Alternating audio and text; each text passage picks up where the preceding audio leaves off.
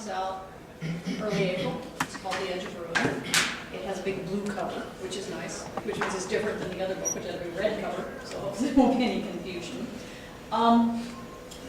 Quick background, this book started because of sitting with a bunch of writers on New Year's Eve of 1999.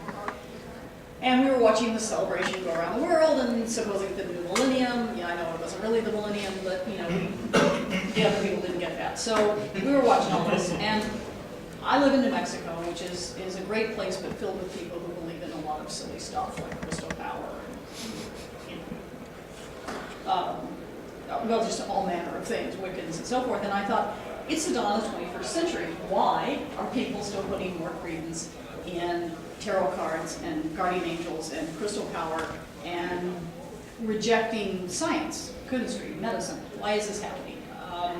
And it was too depressing to contemplate that we were just getting stupider as a species. So I thought maybe there is an explanation, a science fiction explanation.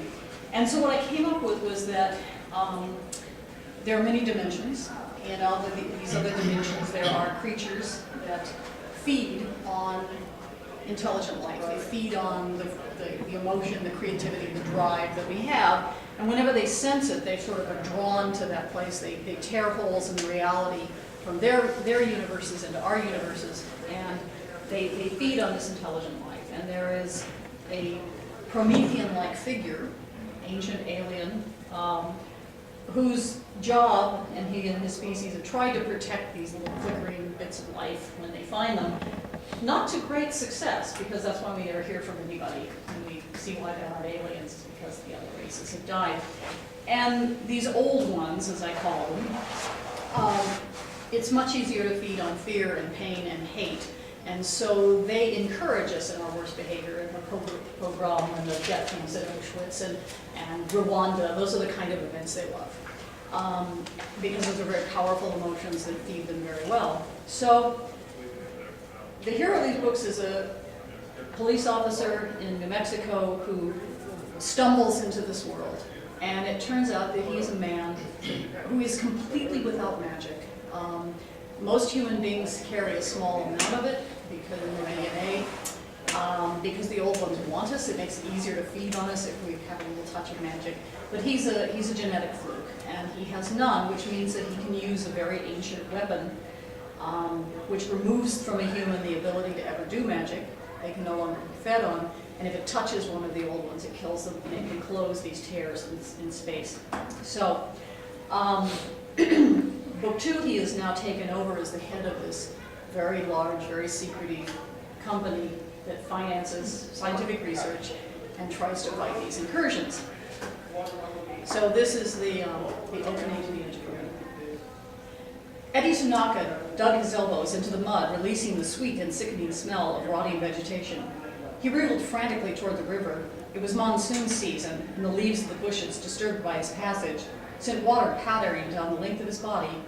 Some trickled down his collar and joined the sweat bathing his body. The sweat wasn't due entirely to the tropical heat. Most of it was because of the gut-trembling, bowel-loosening terror. What were those things? Behind him, he heard screams of pain and terror from his colleagues, maddened, triumphant screams from the attackers, and over everything else, the keening wail of the things.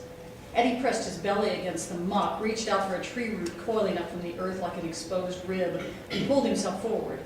Ahead was the soft gurgle and slap of running water, not much farther now. He wondered if anyone else had made it out of the lab, and even as he crawled, he hated himself for not going back to look for other survivors, to help them escape. But the only reason he was alive and outside was because he'd been on the catwalk suspended high over the accelerator. There was a narrow access tube used to replenish the hyper-pure oil surrounding and shielding the rest of the building from the massive, though brief, release of atomic particles created by their experiments. Experiments that tried to approximate conditions nanoseconds after the Big Bang. Though Eddie was tall, he was also thin, and he had been able to squeeze through the pipe. The men who attacked the lab offered no mystery. Brandishing knives and machetes, faces obscured behind headcloths, they had extolled their god in voices made shrill by nerves and euphoria. Allah Akbar, Allah Akbar. It was what was with them that froze the throat with pure blind terror. Things like whirling dervishes constructed of slivered glass The sound as they spun was a mind-numbing howl. When they swept across a person, their passage ripped away clothes and flesh. Eddie pushed up on his elbows and vomited. He had seen Anne just before he entered the pipe, clothing and skin flayed off, screaming, still standing, not dead. He retched again and brought up only bile. It wasn't just water and sweat bathing his face now. He tasted tears. Anne had liked him. After they'd gotten past him following into the bathroom that day, they'd been discussing the results of that day's experiments, and Eddie just hadn't noticed. She liked me. She had told me so, and I didn't do anything to help her. Tears blinded him, so he found the edge of the river without meaning to. Arms flailing, he rolled down the bank and into the water.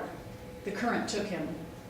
The pockets of his lab coat filled with water, but despite the added drag, Eddie waited until the water had carried him perhaps a mile downstream from the lab before kicking off his tennis shoes and shrugging out the coat. He didn't want the things realizing too quickly that someone had survived and escaped.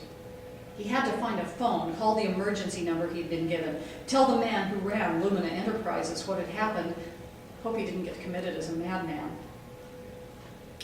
The low hum from the big jet's engines and the under-oxygenated air of the cabin conspired to send her to sleep.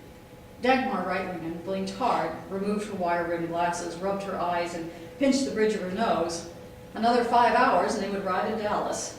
A 3-hour layover, then the 2-hour flight to Albuquerque. Add to that the hour she had already spent sitting in the first-class lounge at London's Heathrow Airport. The ground crew kept saying there were phenomena, which were keeping them from departing, but they never said what the phenomena were. Dagmar did the calculation and realized she'd left her house 20 hours ago. Only 10 more to go, she thought glumly, assuming there are no more phenomena. She tried to take the Lumina jet, but discovered that Brooke was in jail in Baltimore, and the Gulfstream G5 was parked in a hangar in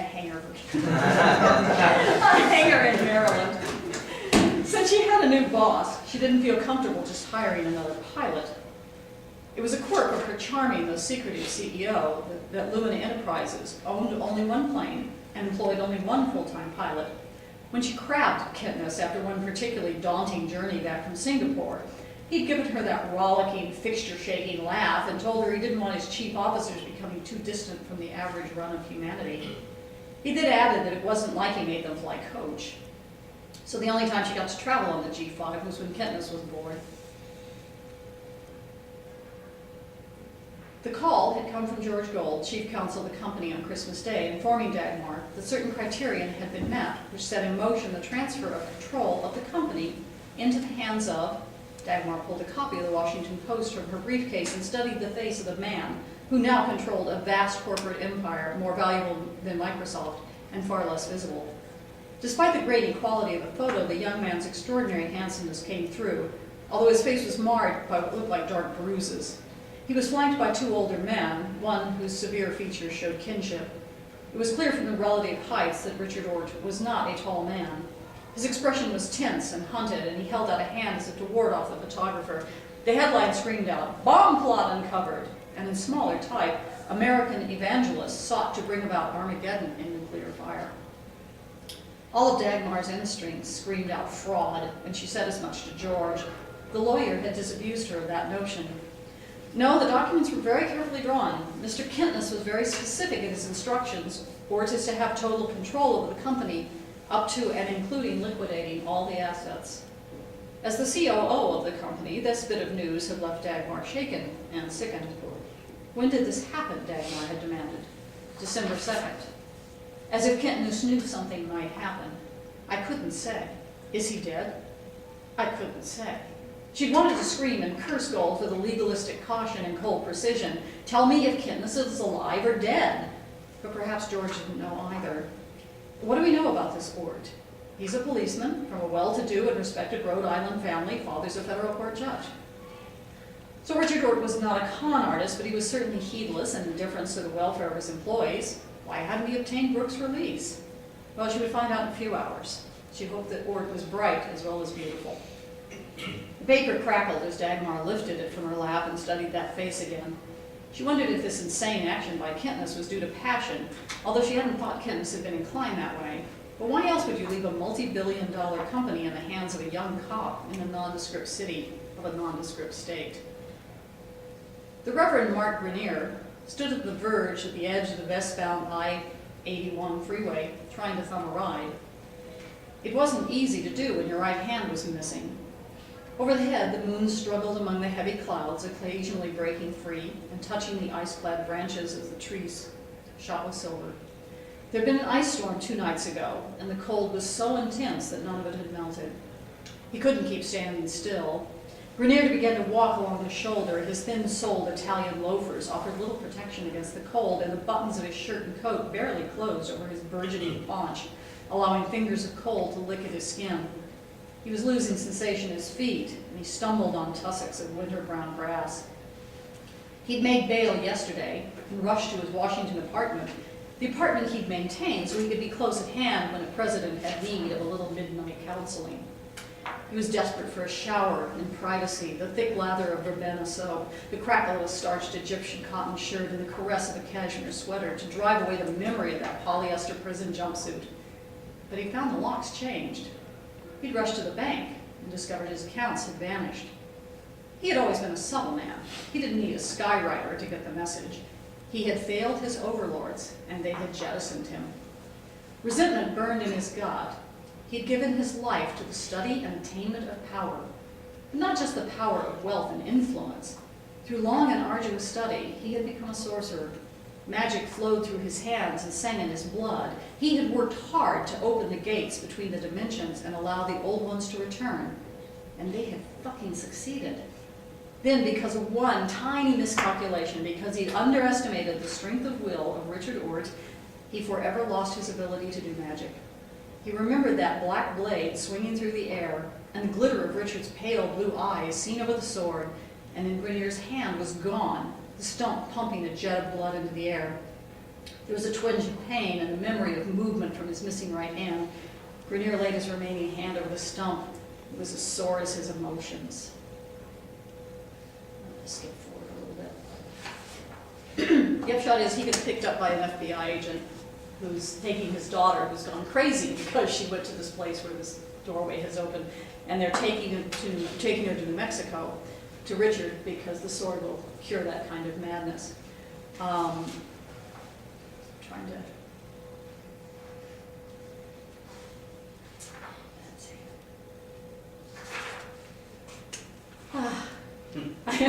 There's a lot in this prologue that sets this up.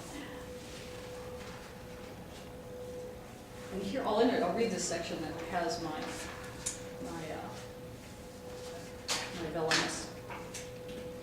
Rihanna Devanovich nervously touched the earrings running from the top of her ears down to the lobes.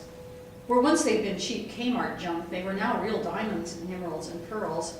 She walked over to the hotel window, reveling in the play of the muscles and tendons in her legs. In her father's dimension, she wore a different form, and it wasn't comfortable. She was glad to be back in the universe that housed Earth. Maybe it was because this world had birthed her. Her mother had been human. Rihanna looked over to where her father, Madoc, sat watching CNN. Madoc wore his human form, but with the impossibly narrow face, upswept brows, and glittering eyes, he still didn't look entirely human, not really. Rihanna looked back out the window at a sunny California day. Droplets of water from the sprinklers glittered on the leaves of the avocado tree that offered privacy to their cabana at the Beverly Hills Hotel. It seemed weird to be back in California. Her foster parents were only a few miles away, sitting in their tiny 1940 tract house in Van Nuys. Years ago, they'd driven onto the grounds of a famous hotel just off Sunset Boulevard. The hotel security had reacted to her dad's built-up pickup truck. Her dad had blustered, but ultimately they had left without ever crossing the portals of the lobby. Now she was staying here. There was a knock. Rihanna opened the door. The warm air blew into the over-air-conditioned cabana, carrying the scent of clipped grass and star jasmine and the heavy aftershade of the man at the door. Jack Rendell wasn't what she'd expected. Since he'd been presented as a replacement for Mark Grenier, she'd been expecting another unctuous, older man, someone to play the role of Reverend as daddy. But Rendell was young, early 30s at most. He topped 6 feet in the tall frame supported an athlete's musculature. His features were regular and handsome in that corn-fed, all-American way that you expected to see in a war movie from the 1940s. But there was an expression deep in his hazel eyes that belayed that impression. Something cold and hungry and calculating lived beneath the pleasant exterior. Rendell was a wildly popular spiritualist with a cable show, the occasional special on network television, and lucrative speaking tours where he put grieving people in touch with the beloved departed. Unlike many of that ilk, he was not a fraud. Instead, he was a major magical talent. Even as introductions were made and handshakes exchanged, Rihanna could feel the power coming off him in waves. It was to be her task to teach him the control of his magical ability. Rendell held her hand an instant too long, stood a fraction too near, and allowed his gaze to drop lasciviously to her bosom. Rihanna longed to be older and sophisticated and know how to handle this. Instead, she jerked a hand away and retreated. Madoc began the meeting. Grenier is gone. He made bail yesterday and vanished. And this matters how? Rendell asked. Isn't he useless now? I don't see any way for him to fuck us up. The slow pullback of Madoc's lips revealed sharply pointed teeth. Rendell sucked in a quick breath. I agree, but it would have been so pleasant to punish him for his failures. A tip of the tongue flicked out, and Madoc licked at the bottom lip as if tasting that punishment. Madoc returned to the moment. So, are you ready to approach the Cardinal of Washington, D.C. with your visions? Are you ready to back them up with a miracle? Rendell countered. Madoc nodded. I have a question, Rendell asked. You may ask it, Madoc replied. Why aren't you using one of the other heavy hitters from the religious right to inoculate the gate? Why come to me in the Catholic Church? Because the involvement first of the FBI and now the military, Madoc shot Rihanna a sideways glance. And that was her fault. She had offered Richard's rescuers a piece of information that brought in the cavalry. Despite being his child, despite his seeming forgiveness, she still had a fluttering in the pit of her stomach. Because Madoc never misses an opportunity to remind me of my transgression, which probably makes his forgiveness not all that sincere. Word has filtered out that there are demons there, Madoc countered. The Catholics are perceived as the go-to guys for demons and exorcisms. He gave a thin smile. And once the Virginia compound has been rehabilitated, it will give us a nice rallying cry for the fundamentalists. The papists have taken control of the place, and the Lord will arrive for a second coming. Rendell absorbed this, nodding slowly. Anything else? Yes, when you address your followers, I want you to strongly suggest that science and scientists are evil, and that they will block the efforts to bring back the age of magic and miracles. We need the scientific community neutralized and eventually destroyed. I don't understand. We don't want any dissenting voices, Madoc said smoothly. And we also don't want anybody looking too closely at how I bound Kentonus. For while Rihanna had used magic to summon the power, it was physics that held the creature trapped. It was possible that physics would offer a means to free him, and Kentonus, Prometheus, Lucifer, unbound, would put an end to their conquest of this world. And we especially need an interdiction of nuclear weapons. Madoc's words penetrated Rihanna's wandering thoughts. As hostilities increase worldwide, we want to make certain that the violence is planned, limited, and carefully directed. Rendell looked up from where he was taking notes on his combination BlackBerry and phone. I thought you guys fed on death. Madoc turned his head slowly and regarded the human. Rihanna saw the black spikes flaring from his human form, anger made manifest. Rendell seemed unaware. You are mistaken, Madoc said. Death itself is like eating ash. It's fear, hate, grief, despair, and agony that offer the most nourishment. We would rather have 1,000 Rwandas than one Hiroshima. Got it, said Rendell. Oh, I put out the word to my viewers that the guy you wanted to find and we got, Madoc held up a minatory finger. We are done for now. Let me walk you to your car. So I'm going to stop there. Basically, the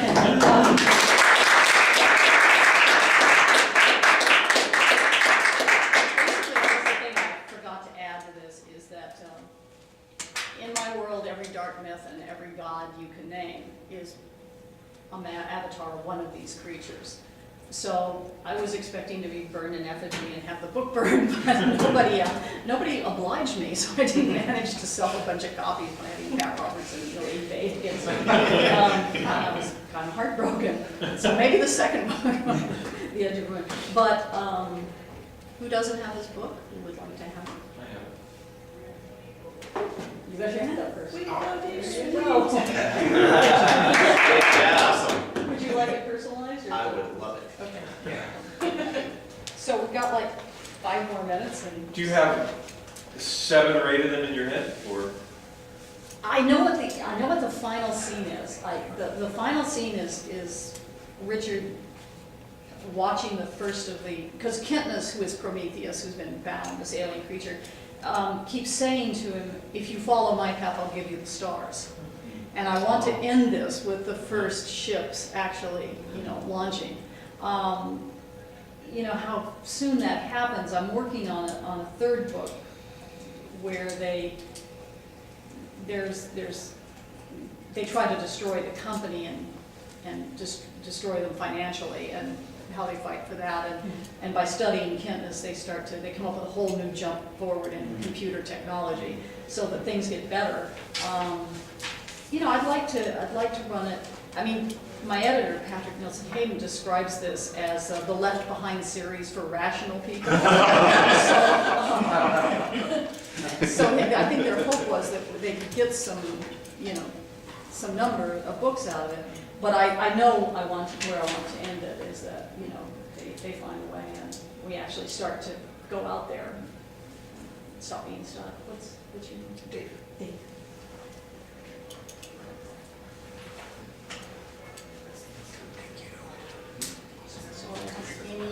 Has Farron Gula noticed? You know what that is? There are skeptics and atheists organizations. The skeptics something reasons to. Yeah, the reason in. But then the Shermer and the Skeptics Institute. But then there's a blog. Oh, I can't remember the name of it. It's a science blog, and one of the people is an atheist, a biologist in Minnesota named.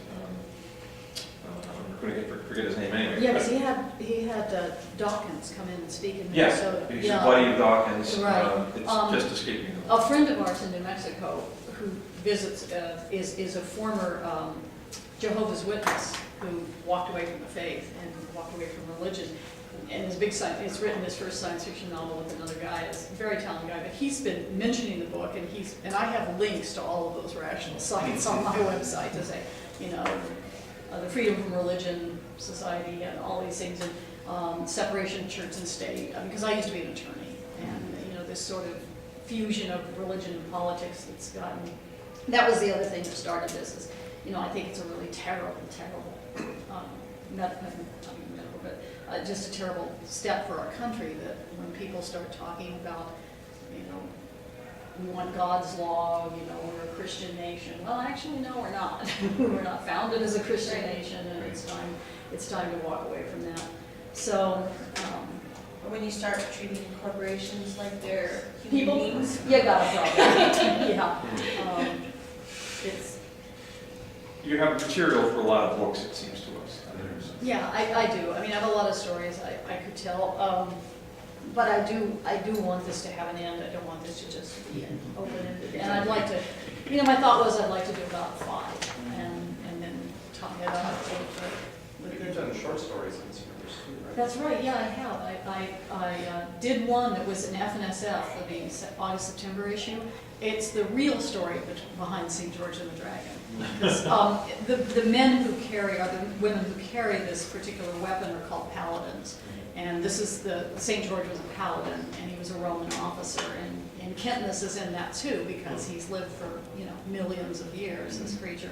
I had fun with that, and I'm writing a new one, which I hope to sell, which is a supernatural noir story, and it's sort of, you haven't met this character, but the good avatar of Jesus, the Jesus that actually represents all the Christian ideals of charity and compassion and love. He works with Kentness because he wants to help stop his brother, and then he also wants to die. But he's kind of a derelict, and so because he's very weak compared to the other visions of himself. And so I'm doing a detective story in 1935 where he's like Jesus, hard-boiled detective. Jesus, hard-boiled detective. Dealing with a kind of Sarah Palin-esque, Huey Long kind of religious figure who's, wedding politics and religion. So we'll see if it works out. I'm only a little way into it. it's an awesome concept because you really could do that for any region, any time, Yeah. within history or even in the future. Oh, I've got one I desperately want to write, which is a Russian paladin who enters Berlin in 1945. And goes into the bunker, Hitler's bunker, and what he finds in there is more from my universe than. He rode a tank at a general's rank?